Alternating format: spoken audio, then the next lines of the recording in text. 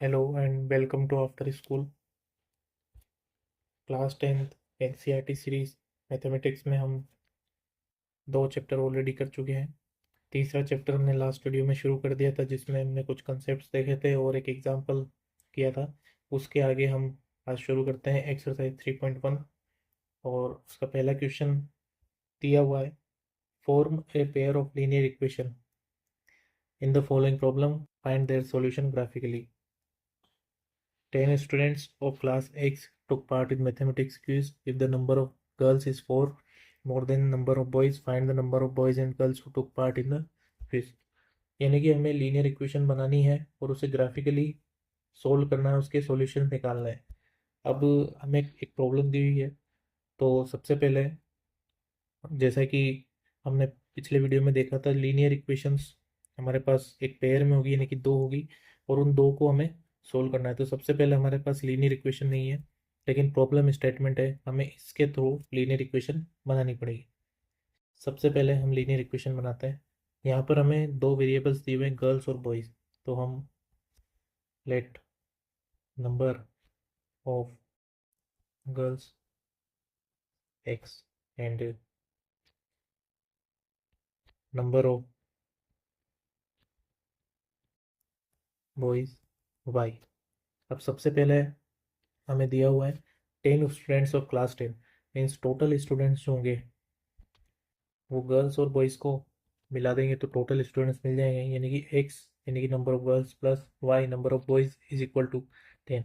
हमें यहाँ से इक्वेशन 1 मिली। हमें एक और इक्वेशन मिल जाएगी अगर हम आगे पढ़ते हैं। If the number of girls is 4 more than number of boys, यानी कि गर्ल्स का नंबर बॉयज़ से 4 ज़्यादा है। अगर हम इन दोनों को इस तरह से लिखना चाहें, गर्ल्स का नंबर बॉयज़ से 4 ज़्यादा है, तो हमें इक्वेशन 2 मिल जाएगी। हम इसे इस तरह से भी लिख सकते हैं। यहाँ से हमें इक्वेशन 2 मिल गई। अब हमारे पास में दो इक्वेशंस हैं, दो वेरिएबल्स हैं। अब हमें ग्राफिकल मेथड से इन्हें सोल्व करना है। तो सबसे पहले एक्स और वाई को हम डिफाइन कर लेते हैं। वाई को एक्स की टर्म में हम डिफाइन कर लेते हैं। इक्वेशन 1 के लिए अगर मैं देखूँ तो X plus Y is equal to 10 है, यानी कि हम कह सकते हैं कि Y is equal to 10 minus X होगा। अब हमें कुछ कोऑर्डिनेट्स ग्राफ पर प्लॉट करने के लिए चाहिए होंगे, जैसा कि हमने एग्जाम्पल 1 में भी किया था। यहाँ पर हम एक्स और Y is equal to 10 minus X हमारे पास दिया हुआ है। अब हम कुछ कोऑर्डिनेट्स निकालते हैं जिससे कि हम इसे ग्राफ पर प्लॉट कर सकें। सबसे पहले हम अगर एक्स की वैल्यू लेट्स से 5 ले लेते हैं तो Y is equal to 10 minus X means 5 is equal to 5। Similarly अगर हम एक्स की वैल्यू यहाँ पर लेट्स से 8 ले लेते हैं तो y is equal to 10 minus 8 is equal to 2, यानी कि y यहाँ पर 2 आएगा। एक और हम ले लेते हैं, एक्स की वैल्यू 7 ले लेते हैं एक बार, तो y is equal to 10 minus 7 means 3। तो यहाँ पर हमें 3 कोऑर्डिनेट्स मिल गए एक्स और वाई के लिए। अब चाहे तो हम इसे इस तरह से लिख सकते हैं, यहाँ पर एक्स 5 है और वाई भी 5 है, यानी कि 5,5 हमारा पहला कोऑर्डिनेट। दूसरा कोऑर्डिनेट हमारा होगा 8,2, एक्स पहले वाई बाद में, और इसके बाद में तीसरा कोऑर्डिनेट होगा एक्स 7 और वाई 3। इस तरह से हमें 3 कोऑर्डिनेट यहाँ पर देखने को मिल गए। इक्वेशन 2 के लिए भी हमें यही करना है। Equation 2 X equal to Y plus 4, हमें वाई को एक्स की टर्म में निकालना है, यानी कि X minus 4 is equal to Y. ये हमने लिखा और अब हमें टेबल ड्रॉ करते हैं। एक्स और Y is equal to x minus 4। Let से हम एक्स को 5 मान लेते हैं तो Y 5 minus 4 is equal to 1। अगर हम एक्स को 4 मान लें तो 4 माइनस 4 इज इक्वल टू 0। और एक और कोई कोऑर्डिनेट मान लेते हैं, जैसे कि एक्स को हमने 5 ऑलरेडी रख चुके हैं तो एक्स को 6 रख लेते हैं। अगर हम एक्स को 6 रखते हैं तो वाई आएगा 2। तो हमने 3 कोऑर्डिनेट्स निकाल यहाँ पर भी निकाल लिए हैं। एक्स पहले वाई बाद में 5,1 4,0 और 6,2, हमने 3 कोऑर्डिनेट्स यहाँ पर भी निकाल लिए। अब हम इसे ग्राफ पर प्लॉट करने जा रहे हैं जिससे कि हमें ग्राफिकली सॉल्यूशन इसका मिल जाए। सबसे पहले एक ग्राफ लेंगे और इस पर एक्स एक्सिस, ऊपर वाई एक्सिस, नीचे वाई नेगेटिव में, इधर एक्स नेगेटिव में। ये ओरिजिन होगा 0,0। कोऑर्डिनेट्स लिख लेते हैं हम 1 2 3 4 5 6 7 एंड सो ऑन। ऊपर वाई प्लस में 1 2 3 4 5 so on. X -1 -2 -3 and so on. Y -1। अब हम जो हमारे कोऑर्डिनेट्स थे उन्हें यहाँ पर प्लॉट करते हैं। सबसे पहली इक्वेशन के लिए हमारे पास कोऑर्डिनेट है 5,5, 8,2 और 7,3। इन्हें हम प्लॉट करते हैं। सबसे पहले 5,5 पर हम जाते हैं। 5,5 यानी कि एक्स भी 5 और वाई भी 5, ऐसा कोऑर्डिनेट हमें यहाँ पर देखने को मिल रहा है, यानी कि ये 5,5। सेकंड कोऑर्डिनेट हमने निकाला था 8,2। 8 हमारे पास यहाँ पर और 8,2 में ड्रॉ करना है, मीन्स 8,2 यहाँ पर आएगा। थर्ड कोऑर्डिनेट हमारा है 7,3। 7 एक्स की वैल्यू यहाँ पर, 3 वाई की वैल्यू यहाँ पर होगी, यानी कि हमने पहली जो लीनियर इक्वेशन है उसको ड्रॉ कर लिया है कुछ इस तरह से।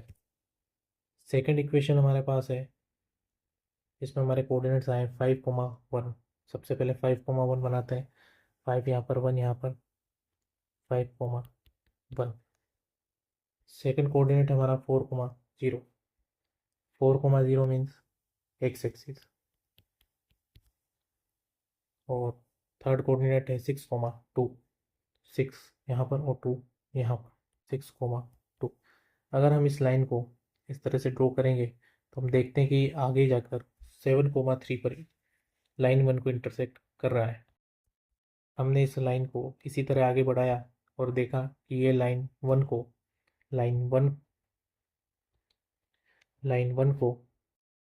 7,3 पर इंटरसेक्ट कर रहा है। अगर ये 7,3 पर इंटरसेक्ट कर रहा है, मीन्स ये दोनों एक दूसरे के कंसिस्टेंट हैं और इन दोनों का एक सॉल्यूशन भी है, और वो सॉल्यूशन है 7,3। इंटरसेक्ट यहाँ पर हुआ है, इंटरसेक्शन एट 7,3 मीन्स एक्स की वैल्यू 7 और वाई की वैल्यू 3। हमने एक्स गर्ल्स माना था और वाई बॉयज थे, यानी कि हमारा जो आंसर है वो निकल के आ गया कि number of girls 7 and number of boys 3। और हम इसे एक बार वेरीफाई भी कर सकते हैं। क्वेश्चन में दिया था दोनों बॉयज़ और गर्ल्स मिलाकर 10 होने चाहिए, तो 7 + 3 10 हो रहा है। और गर्ल्स का नंबर बॉयज़ से 4 ज़्यादा है, यानी कि 3 से 4 ज़्यादा 7 है, यानी कि दोनों कंडीशन वेरीफाई हो रही है, यानी कि जो हमारा आंसर है वो सही है। आप इस ग्राफ को ग्राफ पेपर पे एक्यूरेटली ड्रॉ करेंगे तो आप ये चीज़ें निकाल सकते हैं। इसे रफली ना ड्रॉ करके एक्यूरेटली आप ग्राफ पेपर पे ड्रॉ करें, जिससे आपका सॉल्यूशन सही आएगा। हमने क्वेश्चन नंबर 1 किया। अब इसी क्वेश्चन का क्वेश्चन नंबर 2, इसमें भी यही प्रोसेस हमको करनी है। 5 pencil and 7 pens together cost ₹50, where 7 pencil and 5 pens together cost 46। Find the cost of 1 pencil and that of 1 pen. यानी कि हमें यहाँ पर भी दो वेरिएबल मानने पड़ेंगे। लेट कॉस्ट ऑफ 1 पेंसिल, क्योंकि यहाँ पर नंबर की बात नहीं हो रही है, यहाँ पर कॉस्ट की बात हो रही है, कॉस्ट। और यहाँ पर सब जगह कॉस्ट की बात हो रही है, यानी कि हमें नंबर तो ऑलरेडी दिए हुए हैं 5 7 और 7 5, बट यहाँ पर हमें कॉस्ट नहीं दी हुई है, तो हमें कॉस्ट को अज्यूम करना पड़ेगा। Let cost of 1 pencil is ₹X and cost of 1 pen is ₹Y। Question पढ़ते हैं। 5 pencil and 7 pens together cost ₹50, यानी कि 5 pencil means 5 into X plus 7 pen means 7 into Y is ₹50। यहाँ से हमारी पहली इक्वेशन बनी। आगे पढ़ेंगे 7 pencil plus 5 pens. 7 pencils plus 5 pens together cost ₹46। यहाँ से हमारी इक्वेशन नंबर 2 बनी। इसे एक्स के फॉर्म में लेके आते हैं, इक्वेशन 1 को हम वापस से देखते हैं। 5x + 7y = 50। तो 7y = 50 - 5x, इस 5 को इधर लाए तो नेगेटिव हुआ। और अभी y को हम डिनोमिनेटर में भेजते हैं, 50 - 5x / 7। तो यहाँ से हमने y को x के टर्म में लिख लिया। इसी तरह से हमें एक टेबल बनाने होगी जिसमें x और y = 50 - 5x / 7। इक्वेशन नंबर 2 को हम ध्यान से देखें तो 7x + 5y = 46। Again 5y = 46 - 7x, y = 46 - 7x / 5। अगर हम इसके लिए टेबल बनाएं तो यहाँ पर x और y = 46 - 7x / 5। अब जैसा कि हमने क्वेश्चन नंबर 1 में किया था और एक एग्जांपल भी हम ऑलरेडी देख चुके हैं, हमें x और y के कोऑर्डिनेट यहाँ पर निकालने हैं। तो वही हिट एंड ट्रायल या वैल्यू पुटिंग मेथड से हम x को लेट से यहाँ पर 0 मान लेंगे या 2 मान लेंगे या 3 मान लेंगे, उस तरह से हमें x और y के कोऑर्डिनेट्स निकालने हैं। और जैसा कि लास्ट क्वेश्चन में हमने किया है उसी तरह से कोऑर्डिनेट्स निकाल कर हमें ग्राफ पर पुट करने हैं। और ग्राफ पर पुट करने के बाद में हमें दो लाइंस जिनका कुछ इंटरसेक्शन होगा वो देखना है। और जो इंटरसेक्शन पॉइंट आएगा वही एक्स और वाई की वैल्यू होगी। और एक्स जैसा कि हमने पहले डिफाइन कर दिया है, X is cost of one pencil. तो हमें क्वेश्चन में भी cost of one pencil and one pen ही निकालना है। तो हमारा एक्स और वाई आने से cost of pencil and cost of pen निकल जाएगा। यानी कि ये क्वेश्चन आगे आप सोल्व कर सकते हैं। इसकी मैंने इक्वेशंस आपको बता दी है, बस अब आपको वैल्यू पुट करके इसे ग्राफ पर प्लॉट करना है। अब हम क्वेश्चन नंबर 2 पर चलते हैं। क्वेश्चन नंबर 2 कंसेप्ट पर बेस्ड है, जो कंसेप्ट हम लास्ट क्लास में देख चुके हैं। क्वेश्चन नंबर 2 में पूछा है, on comparing ratios a1/a2, b1/b2 and c1/c2 find whether lines representing following pairs of linear equation intersect at a point or parallel और कोइंसिडेंट।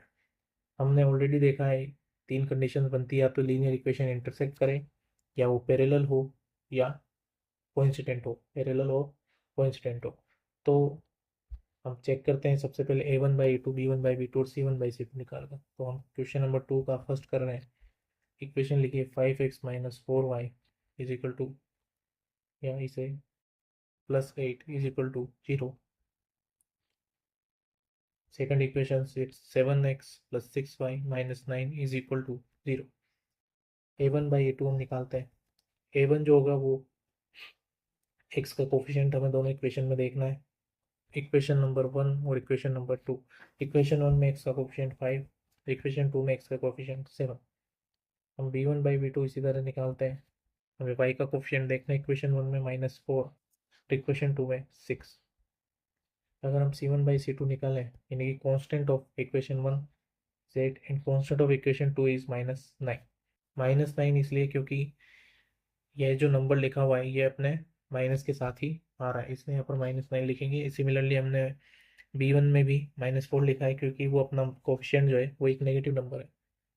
इस तरह से हम हमने तीनों रेशियोज लिख लिए हैं। अब हम इन्हें कंपेयर करते हैं। कंपेरिजन देखें तो a1/a2 is not equal to b1/b2, also is not equal to c1/c2। तीनों वैल्यूज अलग अलग आ रही है, इसलिए इसलिए a1/a2, b1/b2 और c1/c2 इक्वल नहीं है। जब इस तरह की कंडीशन होती है हमारे पास में, तब हमें एक यूनिक सॉल्यूशन देखने को मिलता है। यूनिक सॉल्यूशन जब देखने को हमें मिल रहा है, मीन्स ये इंटरसेक्ट हो रही है किसी एक पॉइंट पर, intersect exactly at a point, means एक पॉइंट पर ये एक दोनों इक्वेशंस इंटरसेक्ट हुई। हमें सिर्फ इतना ही निकालना था इस क्वेश्चन में, इसका सॉल्यूशन हमें नहीं निकालना है, इसलिए हमने पहला वाला क्वेश्चन यहाँ पर सोल्व कर लिया है। क्वेश्चन नंबर 2 की तरफ हम बढ़ते हैं। इसी का क्वेश्चन नंबर 2, दो इक्वेशंस लिखी हुई है, 9x plus 3y plus 12 equal to 0 और 18x plus 6y plus 24 equal to 0। हम यहाँ पर भी a1 बाई ए टू निकालते हैं। a1 मीन्स x का कोफिशिएंट 9 इक्वेशन 1 में, और a2 x का कोफिशिएंट इक्वेशन 2 में, विच इज 18। इसे हम सिंप्लीफाई भी कर सकते हैं। 9 1 9, 9 2 18, यानी कि कैंसिल हो गए, 1/2 बचेगा। सिमिलरली हम b1 बाई बी टू लिखते हैं। इक्वेशन 1 में y का कोफिशिएंट 3, इक्वेशन 2 में y का कोफिशिएंट 6, ये भी सिंप्लीफाई हो सकता है। 3 1 3, 3 2 6 मीन्स 1/2। c1 बाई c2 भी हम यहाँ पर लिख के देख सकते हैं। 12/24, अगेन ये कैंसिल हो रहा है। 12 2 24 मीन्स 1/2। यहाँ से हमें एक चीज़ देखने को मिलती है, a1 by A two is equal to b1 by B two is equal to c1 by c2। इस तरह की जब कंडीशन हमारे पास आती है तो हम ऑलरेडी पढ़ चुके हैं कि लाइन एक दूसरे पर कोइंसिडेंट होगी। कोइंसिडेंट लाइन जब होगी तब इनफाइनाइट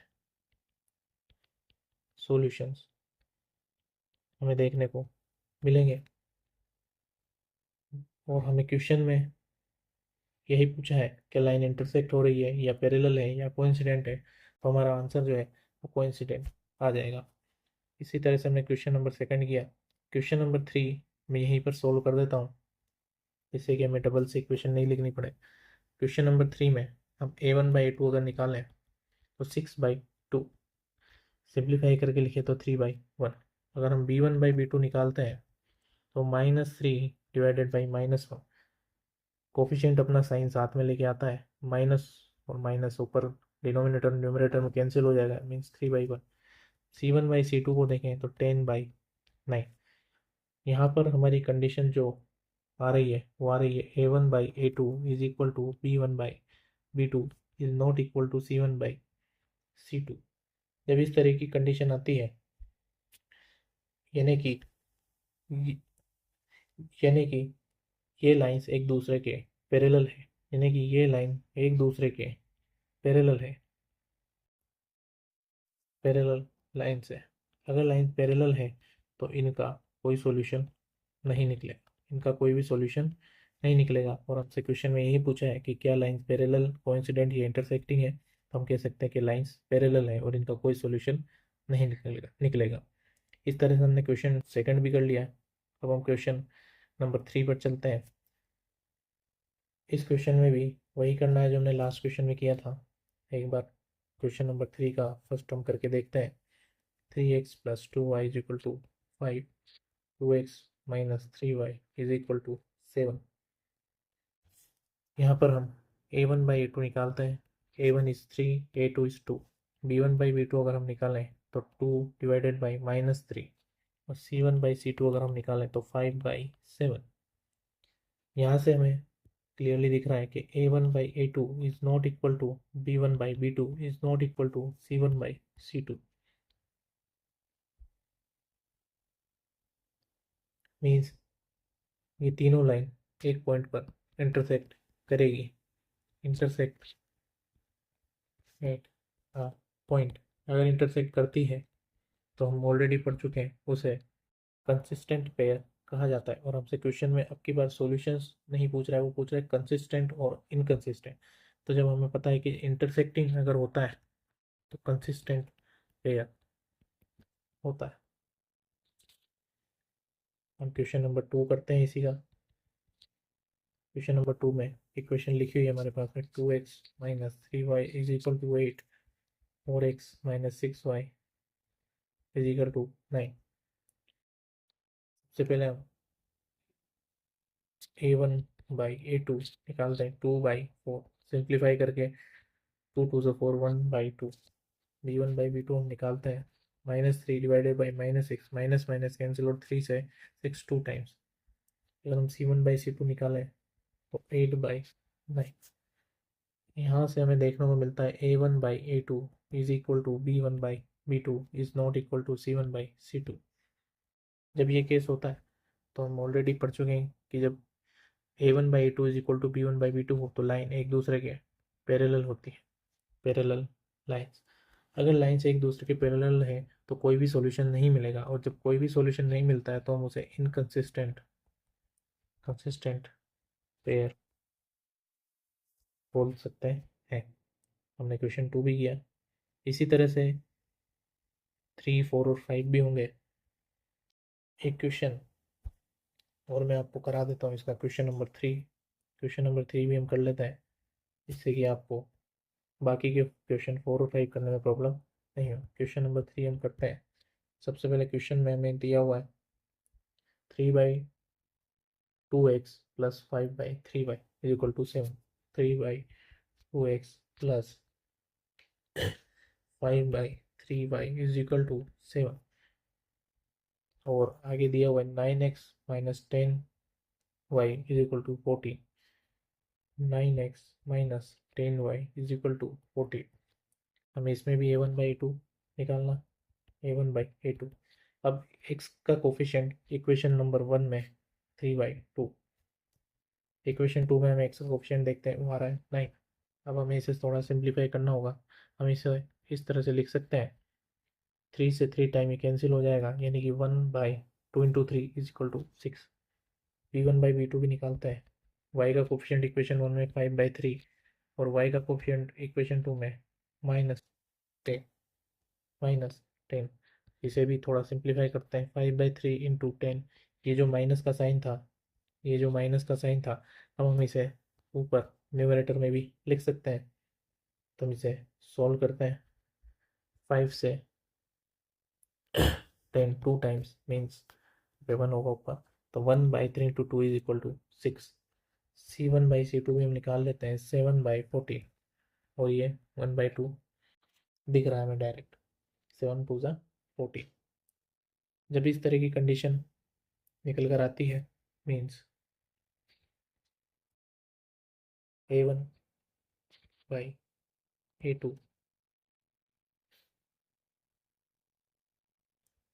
हम एक साइन यहाँ पर भूल गए, और ये एक गलती हुई है। ये जो माइनस का साइन है ये हमने यहाँ नहीं लगाया था न्यूमरेटर, तो ये -1/6 होगा।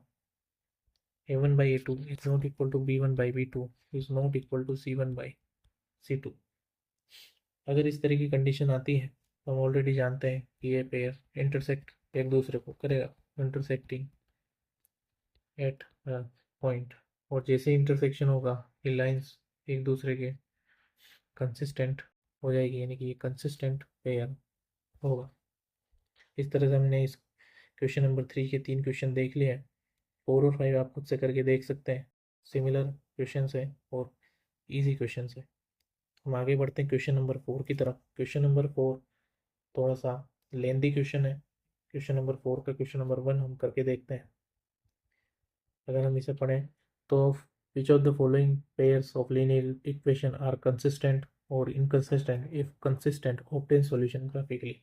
अभी तक सिर्फ हमने कंसिस्टेंट या इनकंसिस्टेंट चेक किया था। अगर इस क्वेश्चन में अगर कंसिस्टेंट है तो उसका सॉल्यूशन हमें ग्राफिकली भी निकालना पड़ेगा। तो थोड़ा सा बड़ा क्वेश्चन है, पर हम ये क्वेश्चन ऑलरेडी कर चुके हैं, इसलिए इजी भी है।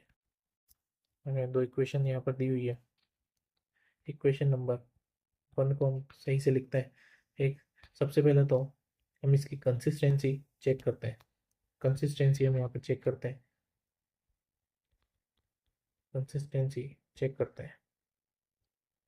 a1/a2 means 1/2, b1/b2 is equal to 1/2। a1/a2 और b1/b2, यहाँ पर हम देखें a1/a2 is equal to b1/b2। ये कंडीशन तब आती है जब इनके इनफाइनाइट सॉल्यूशंस होते हैं। इनफाइनाइट सॉल्यूशंस होते हैं। इनफाइनाइट सॉल्यूशन होने के साथ ही ये लाइन एक दूसरे के लिए कंसिस्टेंट भी है, यानी कि कंसिस्टेंट पेयर है। अगर पेयर कंसिस्टेंट है, if consistent obtain solution graphically, यानी कि हमें इसका सॉल्यूशन भी निकालना पड़ेगा। कंसिस्टेंसी तो हमारा क्वेश्चन आ रहा है यस, मीन्स इनके सॉल्यूशन है और हमें वो निकालना पड़ेगा। अब इक्वेशन 1 को जैसा कि हम ऑलरेडी कर चुके हैं, x plus Y is equal to 5 और y को हमें एक्स के टर्म में लिख लेते हैं यहाँ पर 5 माइनस एक्स, टेबल बनाते हैं और एक्स नीचे y is equal to 5 minus x, हम एक्स को 5 रखते हैं तो 5 माइनस 5 इज 0, हम एक्स को 10 रखें नेगेटिव में आ जाएगा, एक्स को हम छोटा नंबर 2 रख लेते हैं तो 5 माइनस 2 इज 3, एक्स को हम 0 रख लें तो 5 माइनस 0 इज 5। सिमिलरली हमें इक्वेशन 2 के लिए भी कोऑर्डिनेट्स लिखने होंगे।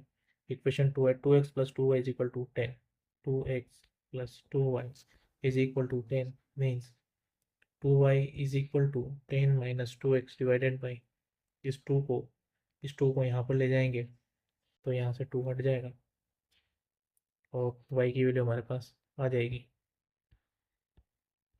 सिमिलरली टेबल बनेगी x और यहाँ पर y is equal to 10 minus 2x by 2। सबसे पहले हम x को 0 रखते हैं, अगर हमने x को 0 रखा तो y is equal to 10 minus 2 into 0 divided by 2, 2 into 0 पूरा मिलाकर 0 होगा, यानी कि हम इसे लिख सकते हैं 10 divided by 2 which equal to 5।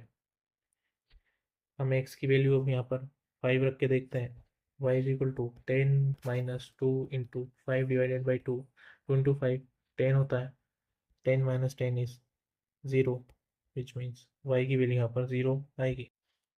तीसरा केस हम ले लेते हैं, x को लेट से 3 रख लेते हैं तो y is equal to 10 minus 2 into 3 divided by 2,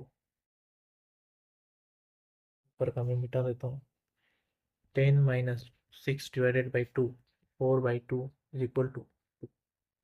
हमारे पास में दो इक्वेशंस के लिए कोऑर्डिनेट्स आ गए हैं, अब हम इसे ग्राफ पर प्लॉट करते हैं।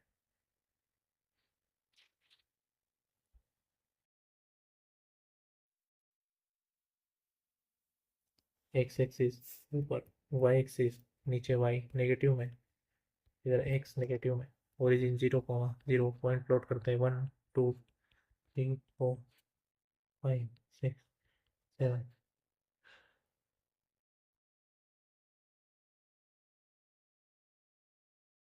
1 2 3 4 5। अब हमने क्योंकि इस क्वेश्चन में y के कोई कोऑर्डिनेट नेगेटिव में और x के कोई कोऑर्डिनेट नेगेटिव में नहीं लिखे हैं, इसलिए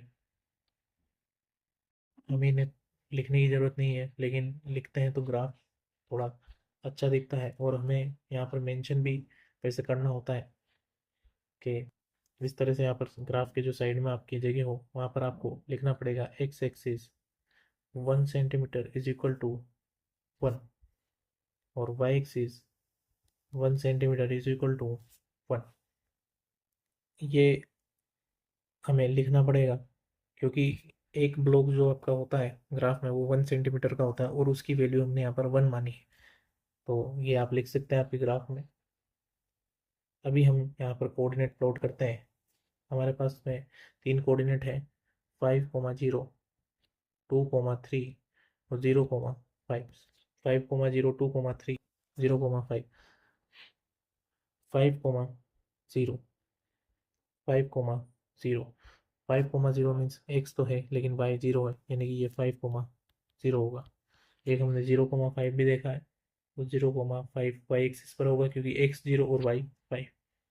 तीसरा कोऑर्डिनेट 2, 3, 2x और 3y, 2, 3। एक लाइन यहाँ से हम ड्रॉ कर सकते हैं। आप ग्राफ में इसे स्केल की मदद से ड्रॉ करेंगे तो ये सही खींची जाएगी और इसके जो है आपको टेढ़ी मेढ़ी नहीं नजर आएगी। क्वेश्चन इक्वेशन नंबर 2 के लिए भी हम प्लॉट करते हैं 0, 5, 5, 0 और 3, 2। 0, 5 ऑलरेडी यहाँ पर लिखा हुआ है, सॉरी 5, 0 यहाँ पर लिखा हुआ है, 0, 5 यहाँ पर लिखा हुआ है। तीसरा कोऑर्डिनेट है 3, 2, 3, 2 जो कि इसी लाइन पर आएगा। आप स्केल से इसे खींचेंगे तो आपको ये दिखेगा। अब हम 0, 5, 3, 2 और 5, 0 को मिलाते एक लाइन खींचते हैं तो हम पाएंगे कि ये लाइन L2 के ऊपर, L1 और L2 एक दूसरे के ऊपर, L1 L2 एक दूसरे के ऊपर कोइंसिडेंट है, मीन्स सॉल्यूशंस इनफाइनाइट है, इनफाइनाइट सॉल्यूशंस हैं, और जब सॉल्यूशन इनफाइनाइट है तो ये एक दूसरे के कंसिस्टेंट भी है। तो इस तरह से हमने क्वेश्चन नंबर 4 का क्वेश्चन नंबर 1 किया है। हम क्वेश्चन नंबर 2 करते हैं। इक्वेशन है x minus y is equal to 8, 3x minus 3y is equal to 60।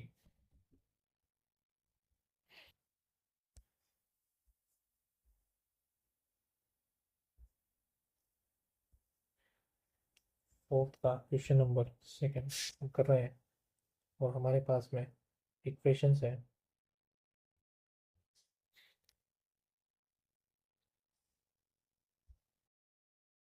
x minus y is equal to 8, 3x minus 3y is equal to 16।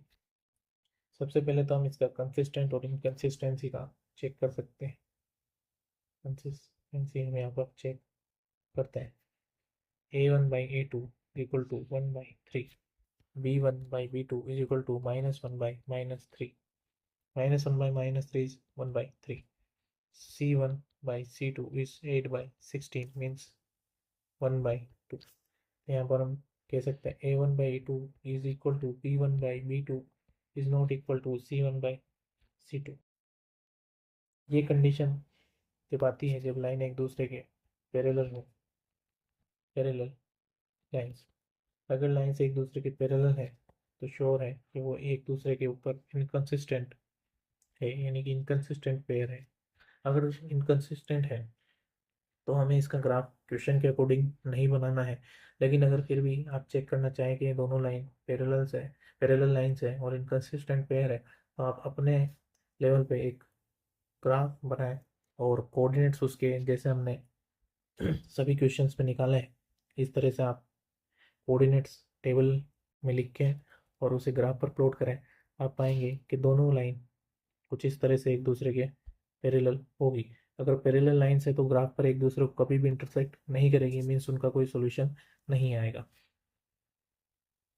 तो हम इसी का क्वेश्चन नंबर 3 करके देखते हैं। क्वेश्चन नंबर 3 में हमारे पास में हम यहीं पे पहले इसकी कंसिस्टेंसी चेक कर लेते हैं। 2x plus y minus 6 is equal to 0, 4x minus 2y minus 4 is equal to 0। a1/a2 हम यहाँ पर लिखते हैं 2/4 which is equal to 1/2। b1/b2 लिखते हैं 1/-2 यानी कि -1/2। c1/c2 भी लिख लेते हैं -6 divided by -4 is equal to 3/2। यहाँ से हम देख रहे हैं कि a1/a2 is not equal to b1/b2, यानी कि ये लाइन एक दूसरे को इंटरसेक्ट कर रही है।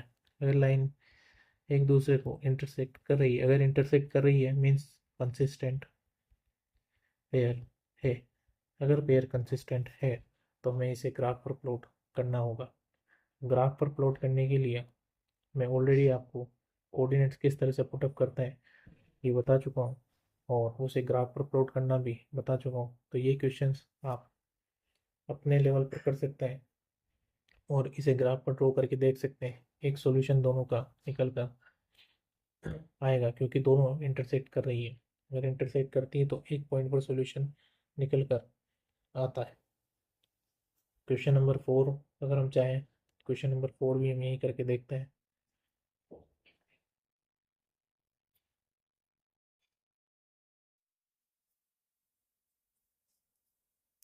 क्वेश्चन नंबर 4 हमें a1/a2 दिया हुआ है 2/4, b1/b2 दिया हुआ है -2 डिवाइडेड बाई -4, c1/c2 -2/-5। इसे हम 1/2 लिख सकते हैं, इसे भी 1/2, इसे 2/5। यहाँ पर हम देख रहे हैं a1/a2 is equal to b1/b2 is not equal to c1/c2। जब इस तरह की कंडीशन हमारे पास आती है तो हम ऑलरेडी देख चुके हैं लाइन एक दूसरे के पैरेलल होती है। Parallel line, parallel means in consistent pair, that inconsistent pair है तो हमें इसे ग्राफ पर प्लॉट करने की ज़रूरत नहीं है। क्वेश्चन नंबर 4 का क्वेश्चन नंबर 2 और क्वेश्चन नंबर 4 एक जैसे ही, दोनों में पैरेलल लाइंस बन रही है। क्वेश्चन नंबर 4 का 2 भी हम यहाँ पर करके देख चुके हैं, इनकन्सिस्टेंट पैरेलल लाइंस, यानी कि हमें सिर्फ क्वेश्चन नंबर 4 के सिर्फ क्वेश्चन नंबर 1 और क्वेश्चन नंबर 3 में ही ग्राफ प्लॉट करना है। सेकंड और फोर्थ पैरेलल है, यानी कि इनमें ग्राफ बनाने की ज़रूरत नहीं है। इसके आगे क्वेश्चन नंबर 5 पर हम चलते हैं। क्वेश्चन नंबर 5 हमसे कुछ लैंग्वेज में एक प्रॉब्लम स्टेटमेंट दे रखा है और इसे हमें सोल्व करना होगा। सबसे पहले देखते हैं दिया क्या क्या हुआ है। Half the perimeter of rectangle garden whose length is 4 metre more than its width is 36 metre. सबसे पहले तो एक अगर हमें रेक्टेंगल दिया हुआ है, लेट्स से रेक्टेंगुलर गार्डन है, तो इसकी कुछ ना कुछ लेंथ होगी और कुछ ना कुछ विड्थ होगी। लेंथ और विड्थ कुछ ना कुछ होगी। अगर हम लेंथ को x मान लें और विड्थ को y मान लें तो हम यहाँ पे लिख सकते हैं late length of rectangular garden is x। और यहाँ पर हमें क्वेश्चन में मीटर दिया हुआ है तो हम इसे x मीटर लिख सकते हैं और width of rectangular garden is y metre. अब अगर हमें रेक्टेंगल की नॉलेज है अगर हमें रेक्टेंगल की नॉलेज है तो हम इसे इस तरह से लिख सकते हैं। Perimeter means 2 into length plus width is equal to, यहाँ पर दिया हुआ है लेकिन हमें इस तरह से लिखना होगा। सबसे पहले perimeter of rectangle 2 into length plus width is equal to perimeter.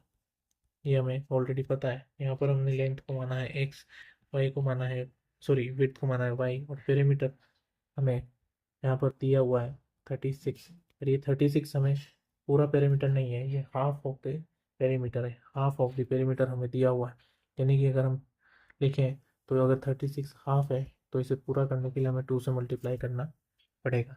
अगर 36 half of the perimeter 36 half of the perimeter है तो पूरा करने के लिए 2 से मल्टीप्लाई करना पड़ेगा। अब दोनों साइड में हम देखें तो 2 और 2 कॉमन आकर कैंसिल हो रहा है। अगर कैंसिल हो रहा है तो x plus Y is equal to 36। यहाँ पर एक इक्वेशन हमारे पास में बनकर आई है। हमें दूसरी इक्वेशन भी बनानी है। उसमें यहाँ पर दे रखा है whose length is 4 metre more than its width। Length अगर विड्थ से 4 ज़्यादा है तो length is equal to x और विड्थ यानी कि वाई, और विड्थ में हम 4 जोड़ दें तो लेंथ के बराबर आ जाएगा। यहाँ से हमें इक्वेशन नंबर 2 मिलती है। अगेन हमें इक्वेशन को एक्स और वाई की टर्म्स में लिखना पड़ेगा। तो equation 1 x plus y equal to 36, हम वाई को एक्स की टर्म में लिखते हैं 36 माइनस एक्स। टेबल बनाकर हम इसके कोऑर्डिनेट्स लिखेंगे। एक्स और Y is equal to 36 minus x. सबसे पहले हम एक्स को लेट्स से 2 रख के देखते हैं तो वाई काफ़ी बड़ा आ रहा है। 36 माइनस 2 34। ग्राफ में प्लॉट करने में दिक्कत होगी तो हम इसे थोड़ा बड़ा नंबर ले लेते हैं। बड़ा नंबर लेते हैं हम एक्स को यहाँ पर 16 ले लेते हैं तो 36 माइनस 16 इज इक्वल टू 20। फिर एक्स की वैल्यू हम यहाँ पर 12 रख देते हैं। 12 36 माइनस 12 इज 24, और हम चाहें तो एक्स की वैल्यू 24 भी रख सकते हैं। 24 तो वाई 12 आ जाएगा। Equation number 2 x is equal to Y plus 4 means y is equal to x minus 4। इसे भी x y is equal to x minus 4। अगर हम एक्स को 16 रख दें तो वाई निकल के आएगा 16 माइनस 4 इज इक्वल टू 12। अगर हम एक्स को 20 रख दें तो 20 माइनस 4 इज इक्वल टू 16। अगर हम एक्स को 4 रख दें तो 4 माइनस 4 इज 0। तो हमने दो इक्वेशन से यहाँ पर तीन तीन कोऑर्डिनेट ले लिए हैं, एक्स और वाई के हमने कोऑर्डिनेट यहाँ पर ले लिया है। तो हम यहाँ पर एक बार लिख लेते हैं। इक्वेशन नंबर 1 से हम लिख रहे हैं यहाँ पर 16, 20, 12, 24, 24, 12। इक्वेशन 2 की भी हम लिख लेते हैं 16, 12, 20, 16 और 4, 0। अब हम इसे ग्राफ पर प्लॉट करके देखते हैं।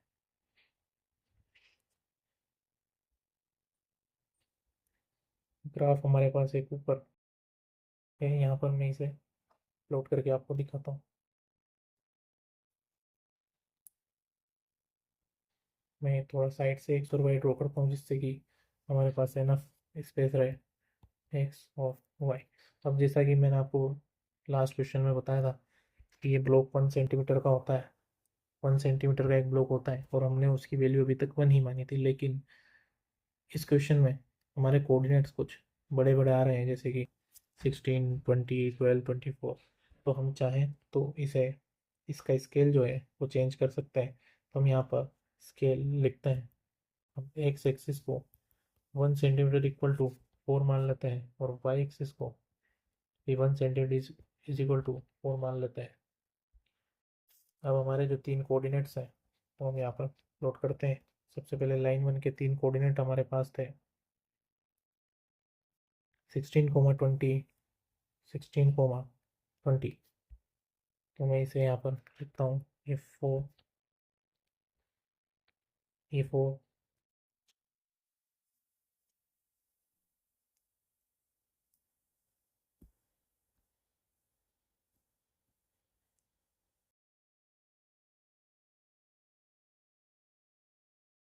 8, 16, 20, 24, 28, 32, 36।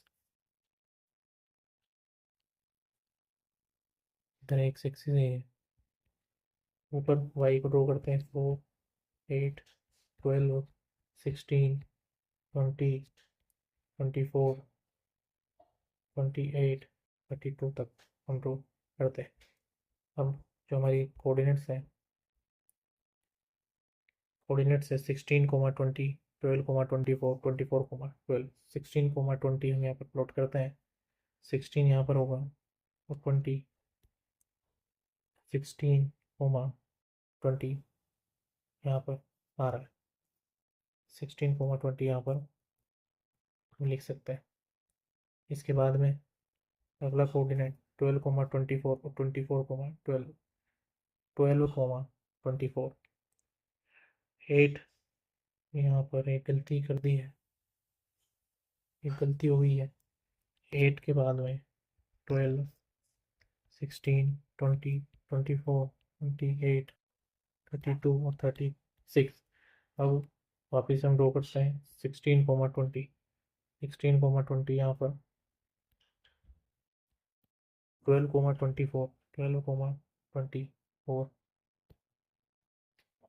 और 24, 12।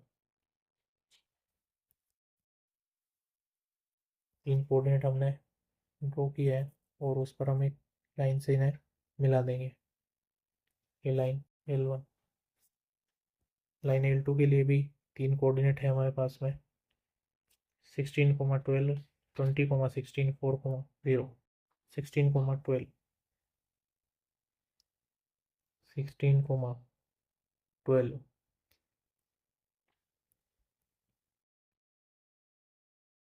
4, 0 यानी कि एक्स एक्सिस 4, 0 और इसके बाद में 20, 16, 20, 16, 20, 16 यहाँ पर अगर हम इन्हें मिला दें तो L2 हमारे पास में ड्रॉ गई है। अब L1 और L2 के लिए एक इंटरसेक्शन पॉइंट हमें मिला है 20, 16। 20, 16 जो है इंटरसेक्शन का पॉइंट है 20, 16, यानी कि x की वैल्यू 20 और y की वैल्यू 16। हम अपने क्वेश्चन के हिसाब से देखें तो हमने एक्स को लेंथ माना था जो कि है 20 और वाई को जो विड्थ माना था वो आई है 16। ये मीटर में आई है क्योंकि अभी तक हमने सारा जो स्केल है वो मीटर में ही लिया है, तो ये मीटर में आई है। और अगर हम चाहें तो इसे क्रॉस वेरीफाई कर सकते हैं क्योंकि क्वेश्चन में दिया था length is 4 more than width, length is 4 more than width. तो लेंथ हमारी आई है एक्स इक्वल टू 20 और विड्थ आई है 16, यानी कि length is 4 more than width verify हो रहा है। और हाफ ऑफ पेरीमीटर जो 36 दिया है यानी कि 20 प्लस 16 और हाफ निकालना है यानी कि डिवाइडेड बाई 2, ये 36 आ रहा है, यानी कि ये भी हमारा वेरीफाई हो रहा है। यानी कि हमने जो क्वेश्चन ग्राफिकली सोल्व किया है वो हमारा सही है, इसमें लेंथ की वैल्यू 20 और विड्थ की वैल्यू 16 निकल कर